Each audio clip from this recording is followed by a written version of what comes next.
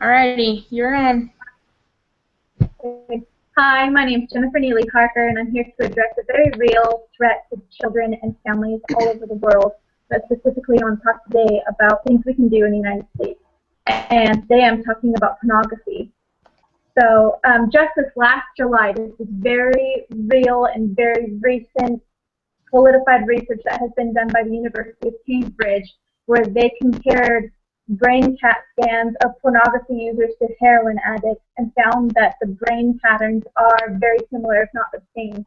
So this is very, very real, very startling that pornography is a real addiction that affects people like unto heroin and other illicit drugs. Yet pornography is readily available to anyone with internet access, and heroin is an illegal drug that you have to research and go after. So I have four younger siblings, and I love them, and I want to protect them as much as I can. And without divulging too much personal information, I have a younger brother who is in the fight of his life battling a pornography addiction at the very tender age of 15 years old. And he admits that this is the hardest thing he's ever had to go through, and it is a fight for his life. So has anyone been exposed by raise of hand? I know this is over the internet, but by raise of hand, has anyone been exposed to pornography without wanting or without seeking it? I know I have. A few years ago, I went home from college and I brought my laptop with me. And I know at home on all of our desktop computers, my mom has very strong filters that will filter off any obscene or unwanted content.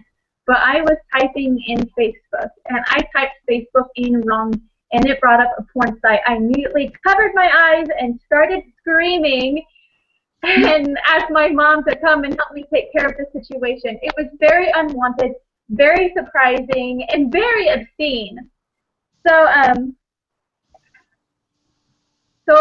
want to talk to you a little bit of the background of some Supreme Court rulings that have happened. So in 1957, Roth versus the United States won and declared that obscenity is not protected by the First Amendment. They were battling over what is freedom of speech. And the one side was that pornography is freedom of speech, and it won that anything that is obscene is not a freedom of speech. And then in 1973, the Miller versus California passed.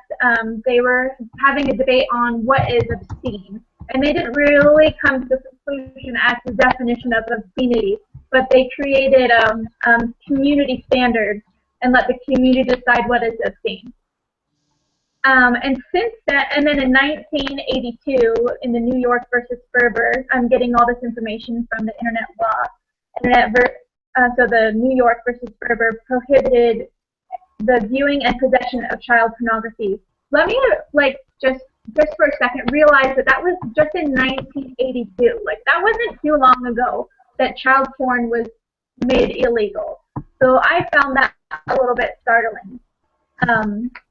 And since then, in 1996, the United States Supreme Court tried to make regulations on how to help and stop unwanted pornography exposure to children and in the protection of children. And as they tried to put filters in and on pornography, they lost the battle of, for some reason, they found that it was against the First Amendment and our right to put regulations on pornography through the internet. And since then, they've kind of given up on the fight, and there's very few regulation as to internet pornography. And I thought this was interesting. Like, if a child is to go to a movie theater and they want to view a rated R movie, they have to be a certain age. They have to be at least 17 years old, or if not older, to view a rated R content. But on the internet, pornography is readily available to, it's not a respecter of persons or age or gender, and the average age for children to be exposed to pornography is by age 11, and some cases are way younger than that. So I just found a study that, not a study, an article by the the UK. In 2013, Prime Minister David Cameron has announced that the UK internet service providers will be putting filters on domestic internet connections. And let me just tell you that 34% of all internet users experience unwanted exposure. And I think a few of you guys raised your hand. We're part of that 34% that had unwanted exposure. So the UK is putting a stop to 34% of unwanted internet exposure by putting filters on internet connections, and I think the U.S. needs to adopt this. It will not threaten the First Amendment right to freedom of speech of pornography, and let me tell you why. Instead of completely banning pornography from the internet, putting filters so that if you put, say I typed in Facebook and I spelt it wrong, instead of the pornography site coming up, it would a site would come up saying, "You're about to view pornography, would you like to continue?" So a filter that way. So if you really want to view pornography, you have to actively seek after it. So I propose, and I'm for the Supreme Court of the United States to keep on battling, to keep on finding a solution to help protect our children. In our homes, we can do everything we can. As parents, as siblings, we can support and love our children and educate them on pornography. But we need more help. If the Supreme Court could help take out 34% of unwanted pornography exposure, we could maybe help tender our children, from a young age addiction that could ruin their lives. And that's it.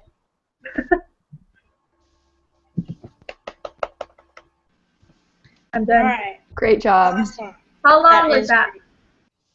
Well, we're about 7 minutes. I'm going to keep the time going. You weren't over 7 minutes, so don't worry about that. But we're going to open it up for questions for the next 5 minutes or so. Okay. All right, I'll go first. Okay, go for it. I don't even know if I'm asking the right kind of question, but anyway. Okay, Jennifer, when you were looking up research, did you find anything about like masturbation or pornography that leads to other laws or acting out in other ways?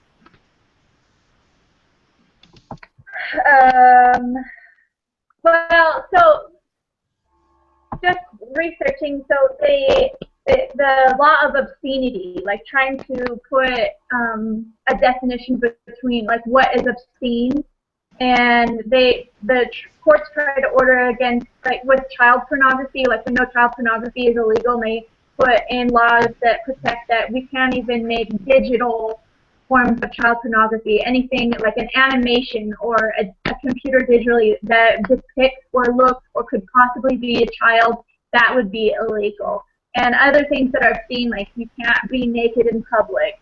And but as far as masturbation goes, like you can't masturbate in public. That is considered obscene. And does that answer your question? Yeah. Thank you.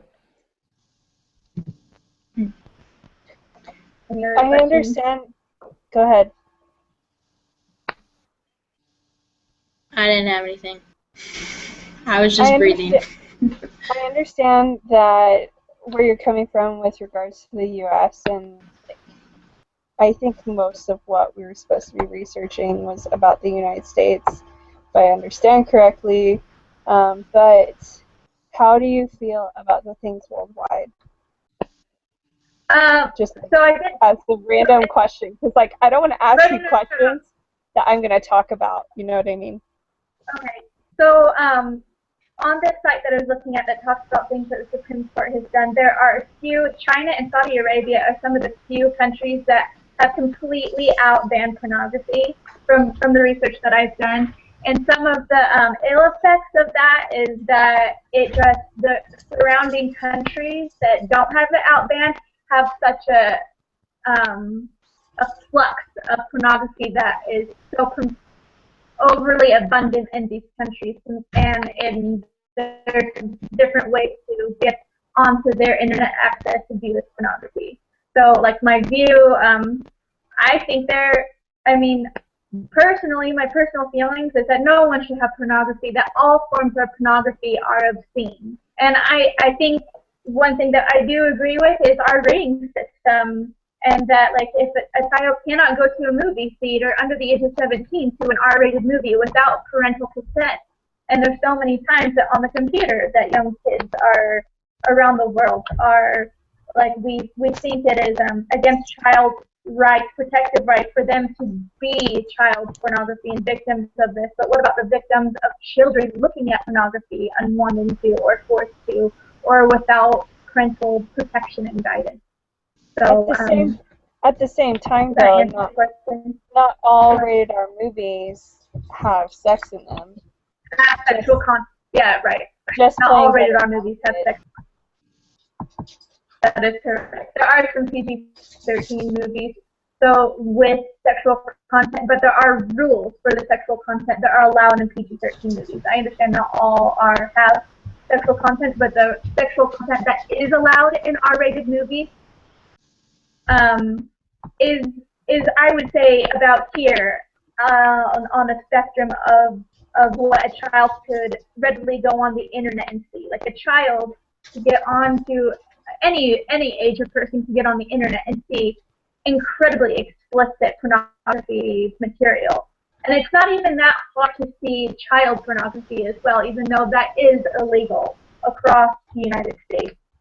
It's easy to find and easy to view. So that was my point with R-rated movies, that there are regulations on what we're allowed to view in our public entertainment. Why not on our internet? Why not on our service providers? All right. I'm going to cut you off, Jennifer. That's about 12 minutes right there. So okay. Thank you very much. You did very well. Good job. All right. Shaylee. Oh, okay. You're up. Alrighty. So my threat is cohabitation, and I just studied more about how it affects children and families. Alrighty, so go ahead and start that timer. Okay. Okay. This past summer when I was living at home in California, I got hired as a server at a local restaurant. It was an eye-opening experience for me when I found out that almost all of my coworkers lived with their boyfriend or girlfriend. One day, one of my coworkers asked me, "Are you engaged?" I replied, "Yes, I am actually." The question that came next I will never forget. "Do you live with your boyfriend then?" I was very taken aback by this question. I had never been asked this before. I finally replied, "No, we don't live together. We're going to wait until we're married before we move in together." From that point on, she and some other coworkers saw to making a mockery of my innocence and lack of experience. I wasn't offended at all by their comments. Instead, I was sad that they didn't realize how many negative effects cohabitation can have on couples and children brought into cohabitating relationships. In 1960, there were 450,000 couples cohabitating in the United States. By 2011, the number had tremendously increased to 7.5 million. Why has cohabitation become so much of the norm in today's society? Why do couples decide they are better off not getting married? Many couples think that cohabiting will make them fully get to know their partner before marriage. They say that by living with their partner, they are able to see how they act in everyday life. You'll be eating the same food, sharing the same bed and the same space. You do almost everything that married couples do. This is your chance to test how you can keep the romance burning and make sure you don't get bored with each other. Besides testing the waters, other reasons couples cohabitate is because it's more beneficial to share expenses, and it's also easier to go through a breakup than a divorce. The negative effects of cohabitation not only impact the lives of the couple in the relationship, but also the children that are unwillingly involved. Children who live in a home where their mother and or father are cohabitating with their significant other are at an increased risk of suffering from emotional, social, and behavioral problems. They are also less likely than their peers to succeed academically in school. This risk stems from the instability of the cohabiting relationship. The harmful effects of an unstable parent relationship are not new developments in our society. For many years, researchers have studied the ways in which children living in single or divorced parent households compared to those that grow up with stable married parents. Children are 170% more likely to suffer from a parental breakup than those born into married couple families. Unfortunately, according to government data, physical, sexual, and emotional abuse towards children is 3 times more likely to occur in a home where cohabitation takes place. With cohabitation on the rise, the negative impact towards children doesn't appear to be going away. Marriage has been linked to significant benefits in the lives of both men and women compared to single or cohabiting couples. Married couples are less likely to suffer from health-related issues and more likely to live longer lives. This is largely due to encouragement and consistent support from their spouse to maintain a healthy lifestyle. This encouragement extends to eating a balanced diet and maintaining an active lifestyle. Married couples are more likely to recognize negative health-related symptoms of their spouse and to seek out medical treatment. Married couples are at a significantly lower risk of contracting sexually transmitted diseases than those who are not married. Men that are in cohabiting relationships are 4 times more likely to be unfaithful than husbands.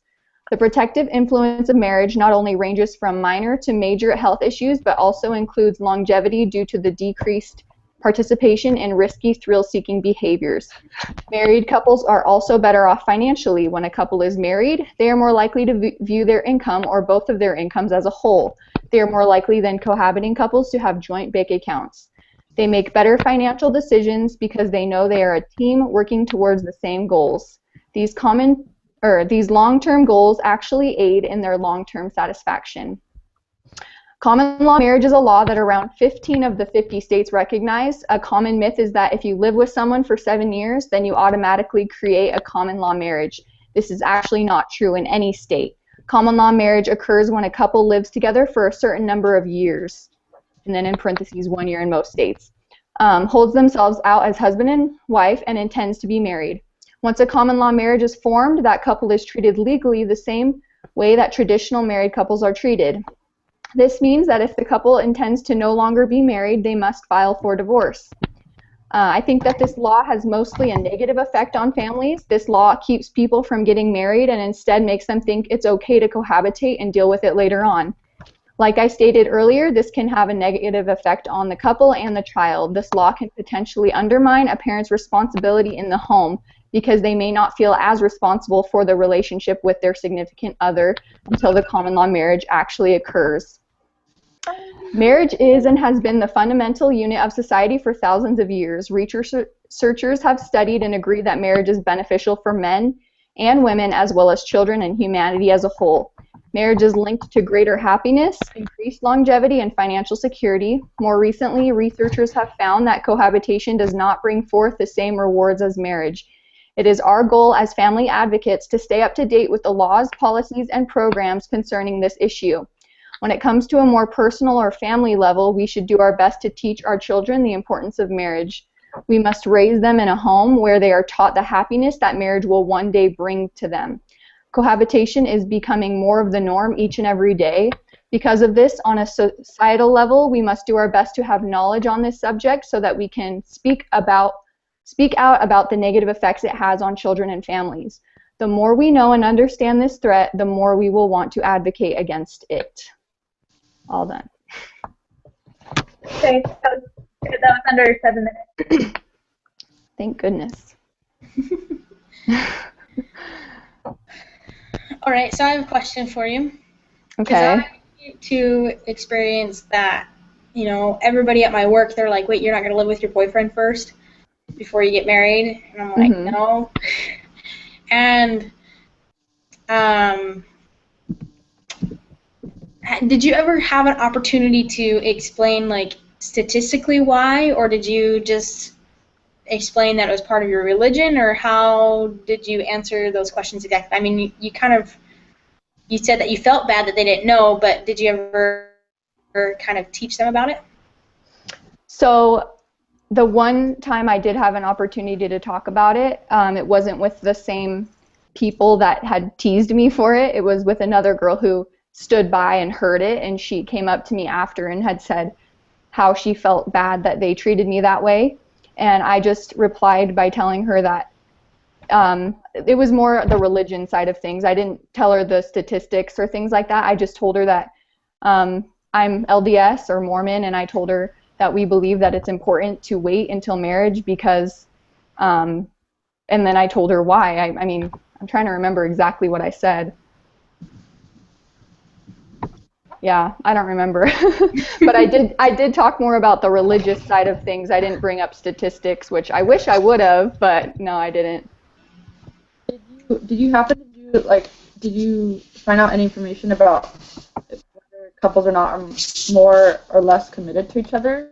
Because I feel like they're not as committed to each other. They're scared of something, like losing something. That's why they want to move in together. That's not the only reason. There's several other reasons that you explained, but yeah, I don't know if I'm understanding your question. I'll answer it, and you can tell me if I'm answering it right. So I did find some information about that people who cohabitate are definitely not as committed. They spend their nights like out later from their spouse. They don't come home to have dinner together as often. They go away on trips more often without feeling like they need to come home sooner. And then I don't know if you heard me in the speech, but I think it was like 4 times more likely that men who they're not married, they will more likely cheat on their wives or be dishonest. And so it definitely has a big effect, you know. That's good. Yeah, that's cool. Can you guys hear me? Yeah. Yeah. Okay. I had a question. Did you find any, because you talked about how like more and more prevalent every day, like people are starting to cohabitate more, but did you find any research that said that, like, you said that cohabitate, like in the 80s, they suggested that people cohabitate to help the marriage statistics, but I wonder, like, if any research has been done to show that cohabiting couples are less likely to get married. Like, how many couples are actually getting married that cohabitate? Did you find anything on that? Sorry, so are you asking if I found research that has to do with couples that do cohabitate that end up actually getting married? Is that what you're asking? Yeah, like, do they really get married? Like, what's that? So okay, I'll try to answer that because I don't know if I don't know if I got exact research on it. But I did read that, what was it? It was like, if you cohabitate, you're more likely, which is pretty obvious, but you're more likely not to get married than you are to get married. If you live together before, you're more likely to break up, and because you don't feel that commitment as much, I don't know if that's answering your question. Yeah, so. Okay, here's better refined. Do people that even go into cohabitating, like, doesn't want to get married anymore? Like, I feel like the more I talk to people, they're like, I don't even want to get married. I'm just going to move in with my boyfriend, and I don't even, like, want married as an adult. Have you found or even looked up any research that talks about if people even want to ever get married? Yeah, again, I don't know the exact research on that, but okay. I was actually surprised because I thought the same thing. I thought that couples who cohabitated just thought, like, there's no point in marriage, we already live together, but there's actually, it was a higher percentage, I remember, than I thought that do want and end up getting married to each other. So is it mostly the women in those relationships that want that, or did it say anything about that? It did. It said it was mostly the women that it was kind of cool. It just said that the women were the ones trying to bring up marriage, and the men saw it as like, why are you trying to commit to me? This is just like a living together kind of thing. I don't know if that makes sense, but yeah. So anyway. Okay. Cool. No, I don't want to upgrade my thing on other ones. Okay. Okay, who's next? All right. Me. Right? So, Jennifer, are you keeping time? Yeah, I am. Okay. I think it would be easier because, like, I don't know about y'all's video, but my video is, like, super slow. Mm-hmm. So if you type it in the box, they can see it better, and then everybody just kind of look there. Because, I don't know. Okay. Alrighty. Uh-oh. What the heck? What's going on? Okay. Renee, are you going? Who's going next? No, Alex is going. Okay, can I start? Okay, ready, set, go. Okay. Pornography. things that I found interesting in my research, because we know a lot about it already and being members of the church, I kind of went with the more abstract parts of it. And one of the things that I found is that as many as 1 out of 4 online users or online searches is for pornography. Utah is one of the highest states that searches for pornography, but then when you think about that, you're like, oh yeah, well, Utah is also filled with a bunch of Mormons, so Utah is probably searching anti-pornography. I mean, because at the same time, when you're looking at these searches, you're not thinking of actual, like, people aren't probably typing in, like, actual pornography. They're typing in more, like, sexual acts. So I just kind of found that interesting that they point out that Utah is one of those states. And every second, 30,000 people are viewing pornography. The average age of first exposure is 11 years old. And I find this really disheartening because we have so many issues in our lives, and I feel like people are just adding another issue to make things even more complicated. And you know, when you're exposing children to something that brutal, something that harsh, I guess, it just doesn't help them in the long run. Something else I found is pornography increases the marital infidelity rate more than 30%, and in 56 cases of divorce, one party had an obsession with porn websites. So I looked into some studies, and one of the studies I found was from Hilton and Watts in 2011. It says that 87% of college-aged men view pornography, 50% weekly, and 20 daily or every other day. With 31% of women viewing as well, which I was like, wait, what? And the predictive effect of pornography on sexual behavior in adolescents has also been demonstrated. One of the things that I was talking about with a classmate in a different class was about this website called Cam4, and it's a form of pornography where people basically get on the site and they type in whatever sexual act that they want to see, and they pay it and someone performs it for them.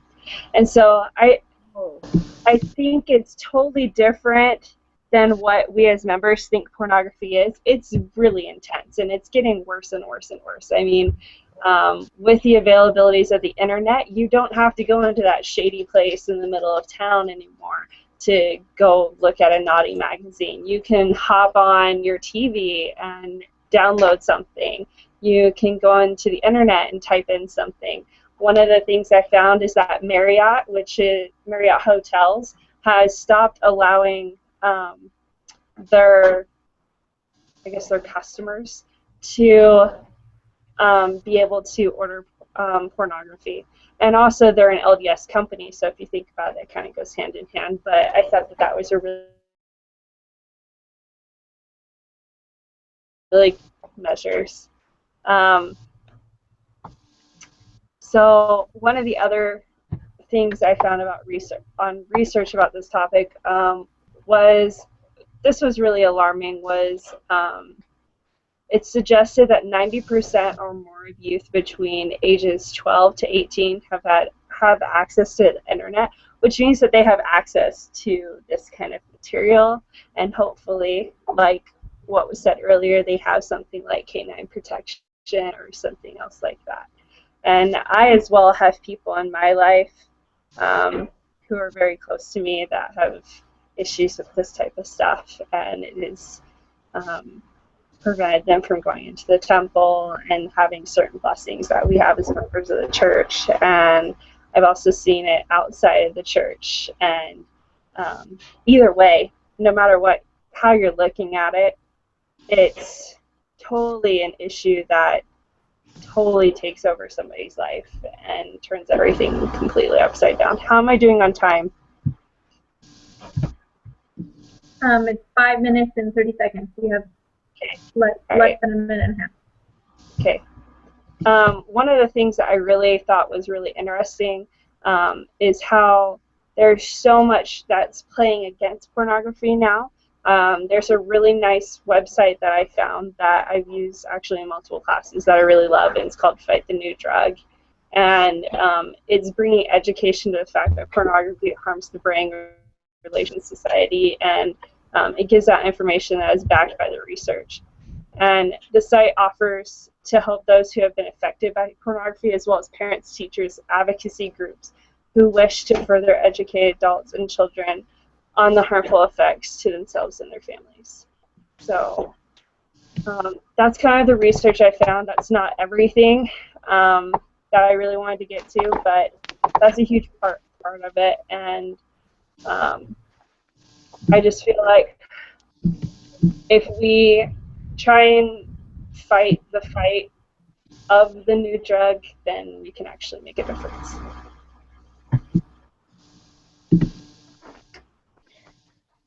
Okay, I have a question for you. Yeah. Oh, good job. Sorry. So, yeah, there's protections like K9 and those kinds of things, but there was a video that we watched earlier this week, I think it was this week or maybe it was a couple weeks ago, about the lady who said that sometimes it's just better to inform your children of pornography, and like if you see it, it's okay, it's not your fault, just get out of it kind of thing.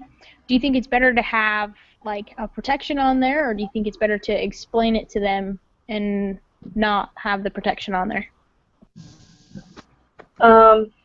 I'll be straight up, and maybe this is a little bit too personal, but I don't really care. He doesn't really care either. My husband struggles with this, and so we have K9 web protection on everything, just to try, and I'm the only one that has the passwords, just to take away the temptation. But I think you also, like as a parent,